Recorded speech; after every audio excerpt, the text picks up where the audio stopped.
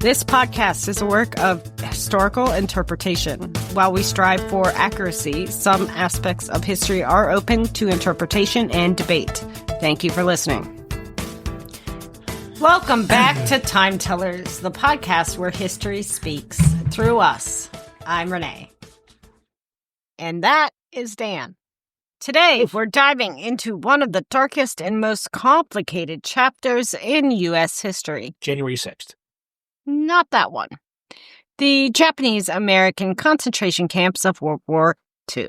When we say concentration camps, we don't mean Nazi extermination camps, but U.S. government facilities where Japanese Americans, most of them U.S. citizens, were forced to live during the war.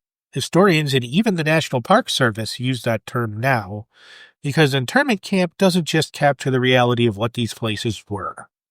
Exactly. More than 120,000 people, 2/3 of them American citizens, were imprisoned behind barbed wire.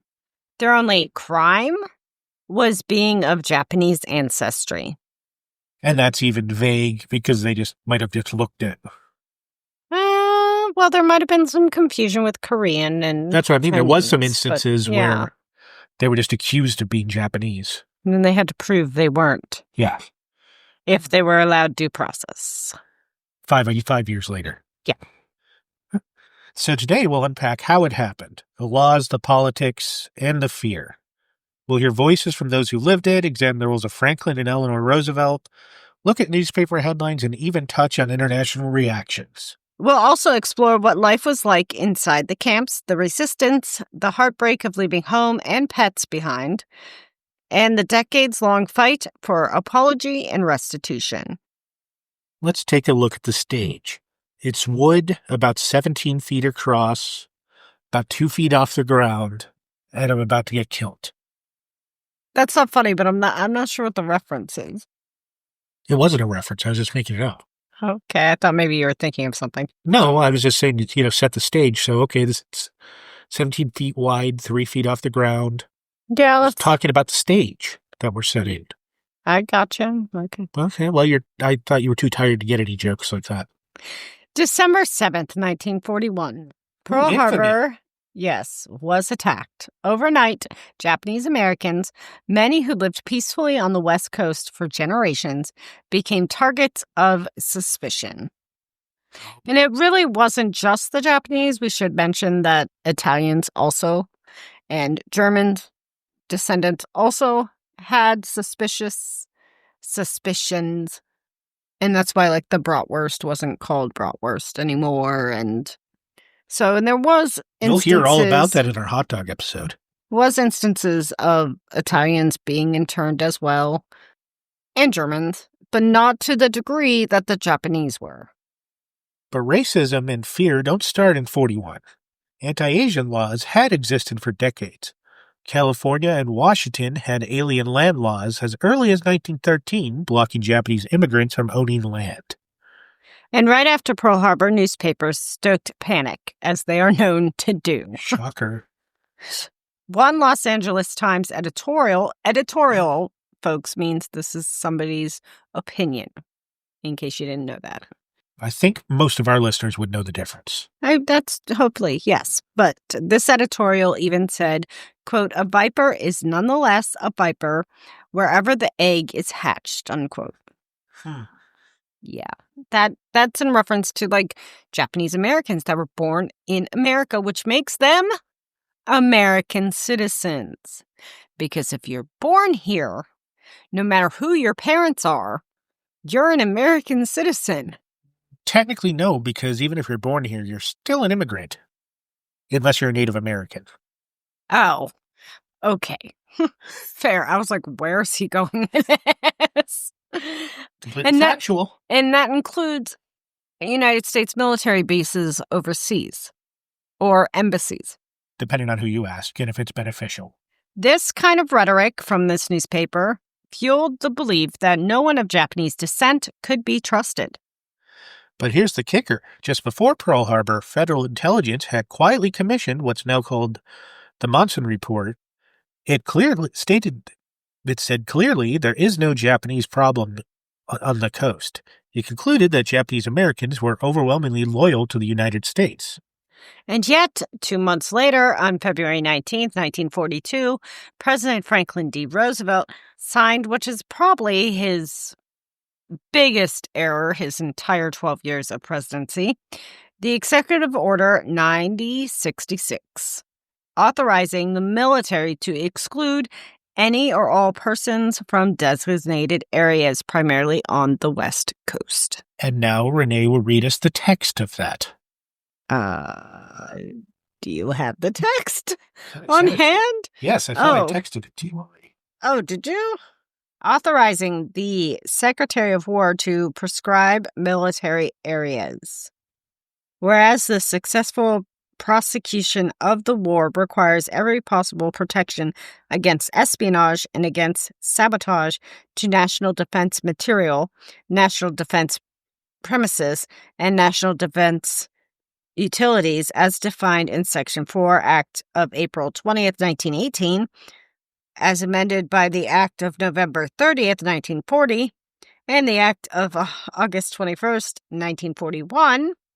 Now, therefore, by virtue of the authority vested in me as President of the United States and Commander-in-Chief of the Army and Navy, I hereby authorize and direct the Secretary of War and the military commanders whom he may from time to time designate, wherever he or any designated commander deems such actions necessary or desirable, to prescribe military areas in such places and of such extent as he or the appropriate military commander may determine, from which any and all persons may be excluded, and with respect to which the right of any person to enter, remain in, or leave shall be subject to whatever restrictions the Secretary of War or the appropriate military commander may impose on in his discretion.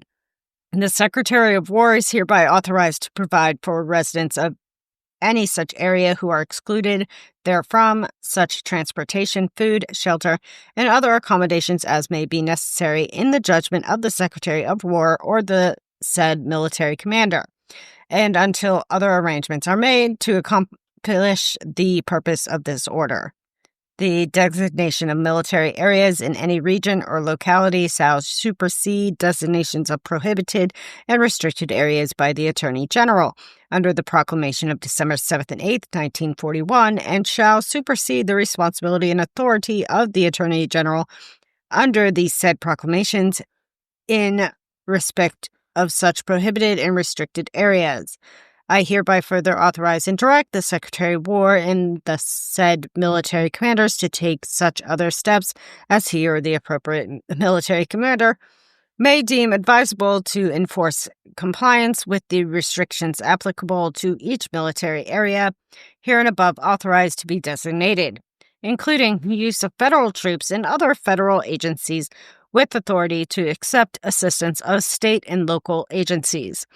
I hereby further authorize and direct all executive departments, independent establishments, and other federal agencies to assist the Secretary of War or said military commander in carrying out this executive order, including the furnishing of medical aid, hospitalization, food, clothing, transportation, use of land, shelter, and other supplies, equipment, utilities, facilities, and services. This order shall not be construed as modifying or limiting in any way the authority heretofore granted under Executive Order Number 8972, dated December 12, 1941, nor shall it be construed as limiting or modifying the duty and responsibility of the Federal Bureau of Investigation with respect to the investigations of alleged acts of sabotage, or the duty and responsibility of the Attorney General and the Department of Justice under the proclamations of December 7th and 8th, 1941. Prescribing regulations for the conduct and control of alien enemies, except in such duty and responsibilities, is superseded by the designation of military areas hereunder. That's signed February 16, 1942 by FDR. Mm-hmm. I just happen to have the document on my phone right from the Federal Archives. Congress rushed through Public Law 503 to enforce it. And Lieutenant General John DeWitt, head of Western Defense Command, sealed the deal with his statement, "A Jap's a Jap. It makes no difference whether he's an American citizen or not." And also, if you notice in what Renee just read, it doesn't actually specify who it could target. It doesn't. It can literally target anybody. That summed up the mentality. Citizenship didn't matter. Your ancestry alone marked you as a threat. And Eleanor Roosevelt? She was conflicted. She visited camps. She wrote in her My Day column, quote, "We must be careful not to write off a group of our fellow Americans," unquote. But she never publicly confronted her husband's policy. Families had days, sometimes hours to pack. They were told to only bring what they could carry. People abandoned homes, farms, and shops. Some children had to say goodbye to their pets, which were also left behind. First stop, assembly centers. Fairgrounds and racetracks converted into holding pens. Families slept in horse stalls at the Sacramento Assembly Center. Mary Sumokoto remembered the stench of manure and said, "We were given canvas bags to stuff with straw for mattresses. Privacy disappeared overnight." From there, they were sent inland to 10 major War Relocation Authority camps. Those were Manzanar and Tule Lake in California, Poston and Gila River in Arizona, Topaz in Utah, Heart Mountain in Wyoming, Minidoka in Idaho, Grenada, Amanche in Colorado, Rohr, and Jerome in Arkansas. Each camp held thousands, ringed by barbed wire and guard tower. Conditions varied. Jerome and Rohr were in the Arkansas swamps, plagued by mosquitoes. Amanche in Colorado became one of the state's 10 largest population centers. 2 camps, Poston and Gila River, were built on tribal lands. Oh, yeah. Stop moving. The Colorado River Indian Tribal Council actually protested, saying, "We don't want to inflict the injustice we've suffered onto another people, but Washington built them anyway." Sounds just about right. Yeah. Yeah. Doesn't matter if it's sovereign land, apparently. Sovereign citizens. Think about that. Indigenous tribes, already dispossessed, now forced to host concentration camps on their land against their will. I'm pretty sure they almost all opposed it. Yeah. There might be 1 or 2 weirdos, but, you know. And I don't even know if they got compensated for that, like the tribes. Inside, families tried to build lives. They created schools, gardens, Boy Scout troops, and camp newspapers. But the reality was stark. Barracks had no insulation, dust blew through cracks. Toilets had no partitions, food was army-style mess hall rations, often alien to Japanese-American diets. So, really bland. Artists documented life, as in Dorothea Lange's Stark photos or Ansel Adams' book Born Free and Equal, and Mine Okubo's illustrated memoir Citizen 13660. But tensions boiled. At Manzanar in December 1942, protesters clashed with military police. Soldiers opened fire, 2 men were killed, 10 wounded. Survivors remembered hearing the gunfire echo through the camp. Then came the loyalty questionnaire in 1943. 2 questions became infamous. Those questions are, number 27, would you serve in combat for the U.S.? And number 28, would you swear allegiance to the U.S. and forswear loyalty to the Emperor of Japan, even if you'd never sworn such loyalty in the first place? And what's 1 through 26? Not sure, but those are the ones that people remembered the most. I think it was a lot of, like, name, date of birth, that kind of thing. Renee is about to give you the highlights of it. Why Renee? You're looking it up. Because you're the teacher, which means you're better at reading than me. Oh, that's hilarious. Where their local selective service board was. Date of birth, present address, all that stuff. Are you a registered voter? Marital status.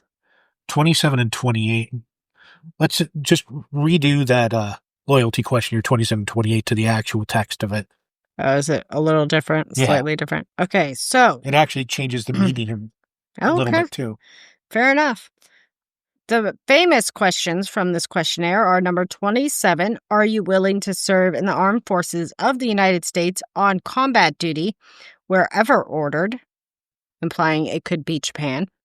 And number 28, will you swear unqualified allegiance to the United States of America and faithfully defend the United States from any or all attack by foreign or domestic forces and forswear any form of allegiance or obedience to the Japanese emperor or any other foreign government, power, or organization? That's a little more detailed. That is a little more detailed. It's about 4 pages long, this questionnaire that they had to fill out. Those are the only ones that really weren't basic questions on it. Right. Well, that and the one before it, which was... I just lost the page. Hold on. Have you ever applied for repatriation to Japan? Which I know I said that word wrong, but that means like wanting to become a Japanese citizen again, to go back to Japan. Repatriation. That's what I meant to say. And also list any magazines and newspapers to which you have subscribed or customarily read. Mm-hmm. To the best of your knowledge, was your birth ever registered with any Japanese government agency for the purpose of establishing a claim of Japanese citizenship? For U.S.-born nieces, it was immigrants barred from citizenship. It was impossible. Answering no to both got you labeled as a no-no and shipped to the harsher Tule Lake segregation center. At Heart Mountain, the Fair Play Committee resisted the draft. 63 men were tried together in Wyoming, one of the most extensive mass trials in that state's history. Meanwhile, thousands of Nisi volunteered or were drafted. The 100th/442nd Regimental Combat Team became the most decorated unit of its size in the history of the U.S. military. They fought in Italy and France, rescuing the lost battalion of Texans, and the 522nd Field Artillery helped liberate prisoners on a Nazi death march near Dachau. Imagine fighting for freedom abroad while your family sat behind barbed wire at home. Similar to, but not exactly the same, to any of the African-American, I forgot the word now, I mean, battalions. Like Tuskegee Airmen and all them. I was trying to think of the word battalion. Or like the military term for the groups. Go fight for us, but don't you dare use the wrong water fountain. Yeah. And when you came back, you're just back into the same old. Yeah. Some Japanese Americans fought in court. In 1943, the Supreme Court ruled against Gordon Hirabayashi and Minoru Yasei, upholding curfews. In 1944, it upheld exclusion in Korematsu versus the United States. But on the very same day, the court ruled in ex parte endo that a loyal citizen like Mitsui Endo could not be detained. That decision pushed the government to begin closing camps. Decades later, lawyers unearthed evidence that the government had hidden, shocker, reports showing American-Japanese loyalty. Federal courts vacated the convictions of Hirabayashi, Yasu, and Korematsu. Meanwhile, Hawaii was different. Under martial law, about 1,500 to 2,000 Japanese Americans were detained, but there was no mass incarceration. Why? Japanese Americans were nearly 40% of Hawaii's population, and General Dallas Emmons resisted mass removal. It's a reminder that mass incarceration was a choice, is a choice, not an inevitability. So there was only 4,000, 5,000 people living on Hawaii? Probably. It's not that large. And I don't honestly know if this means like the main island, the big island. Okay. They might just be specifically talking about the big island. I was going to say, that's saying that the city of Erie has more people living in it than the entire state of Hawaii. Yeah, Hawaii's got to be at least a couple 100,000. Maybe now. I don't know. Oh yeah, true. At that point in time. Let me check, because I don't think it's not going to be as high as we're thinking. I'm thinking it's at least 500,000. 400,000. That was close. 422 or 420. Right around there. Oh, yeah. And that, well, based off of the 1940 demographic, sorry. So that number's got to be way off then. That 40% is off. that definitely is off. Because I will give you the demographics here. Japanese, well, it's not far off. Japanese, I'm seeing 157,000. So where was that number? I think our commas were off. The commas are off. That's what it is. Because this says 157,000 were Japanese. The so native it's 15 Hawaiian, to 200,000. Yeah. Okay. Yeah. That's why it was like 40%. Not enough zero, sorry. My bad. And we're not making a Japanese reference. Yeah. Oh, yeah, you're right. Yes. So this says Japanese 157,000 or 37%. Native Hawaiians 124 or 29%. Filipinos 52,000, 12%. Chinese 26,000 or 6%. Portuguese 23,000 or 5%. And Caucasians 22,000 or 5%. And then there's others at about 4%. See, we do fact check this. We do. I just didn't put enough zeros in. My comments were messed up. My bad. Sorry. I was going to say that didn't quite make sense when you were reading it, but I know it wasn't. That's still higher than I thought it was going to be for population. And here's a piece that many people may not know. The U.S. also pressured Latin American governments to deport people of Japanese descent.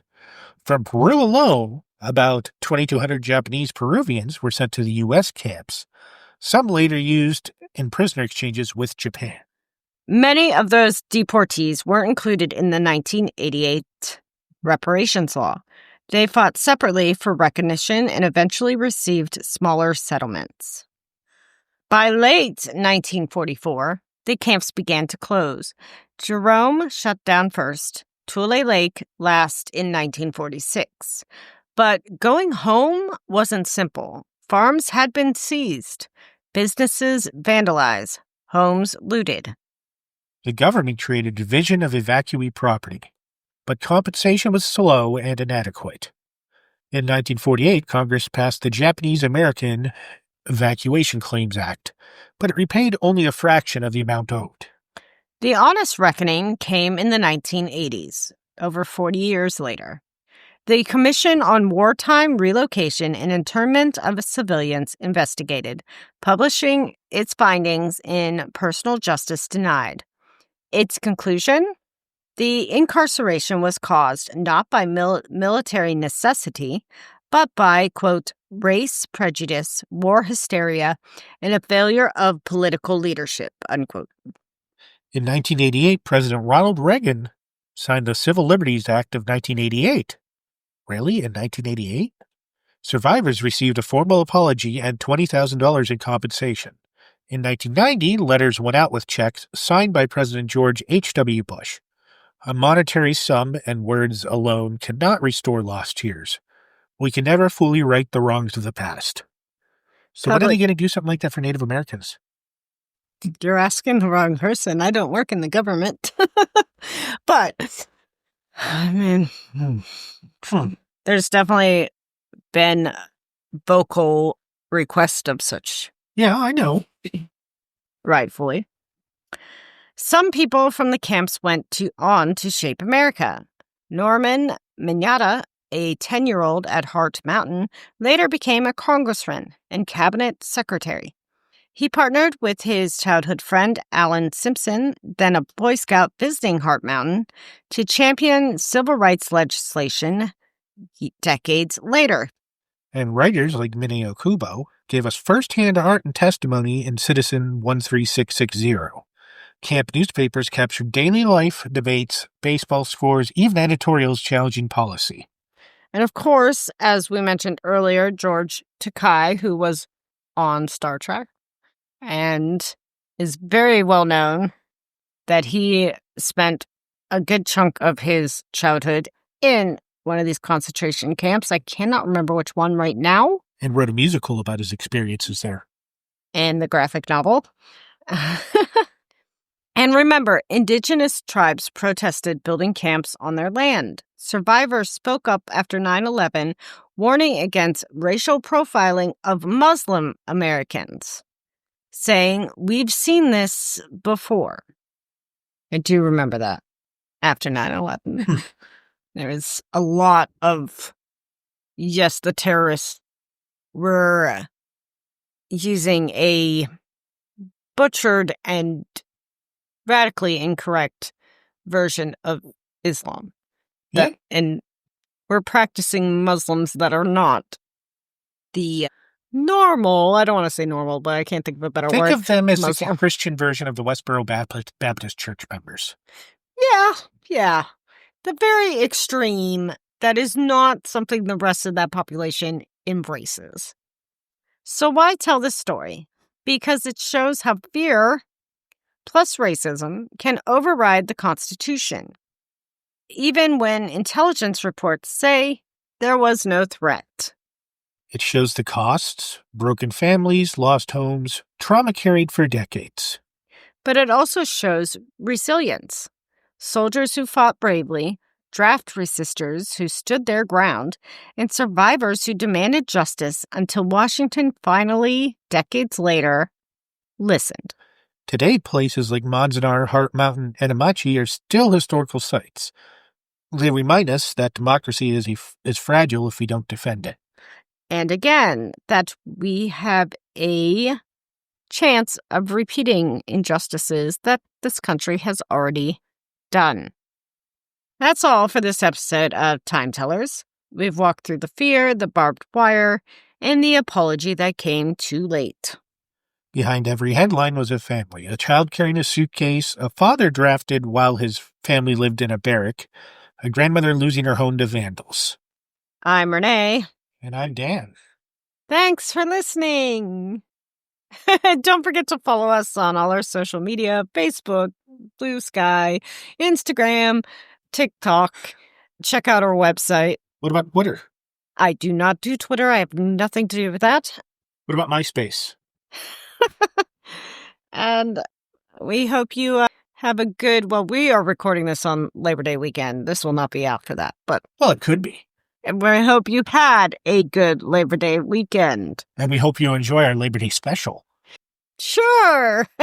Did we ever do one of those? I don't know, honestly. Did we? I can't remember anything anymore. My brain is shot. If it's not part of my script for POTUS, I don't know.